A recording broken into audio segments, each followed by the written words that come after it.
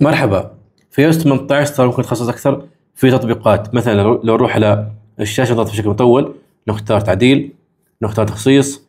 راح تلاحظ معي هذه الأيقونات، نختار مثلا داكن أو تلقائي أو حتى مظلل، وتتحكم في ألوان التطبيقات مثل ما تلاحظ بأشكال جميلة وألوان جدا جميلة ورائقة، وتختار اللون اللي يعجبك. طبعا أنا أفضل اللون الفاتح.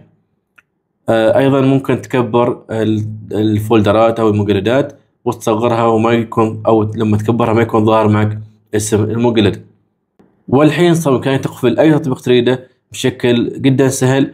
تضغط على التطبيق وتختار المتطلبة ببصمة الوجه، وتختار المتطلبة ايضا ببصمة الوجه، وراح يفتح معك التطبيق فقط من خلال فيس اي دي.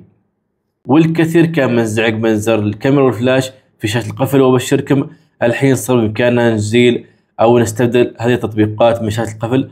أروح إلى تخصيص، بعدها شاشة القفل، ونروح إلى هذه العلامة، ونشيل الفلاش والكاميرا بكل سهولة، ونستبدلهم بأي تطبيق ثاني بكل أريحية، ونختار تم. وبكذا نحن استبدلنا الفلاش أو الكاميرا اللي كانوا بعض الأحيان مسويين إزعاج للبعض.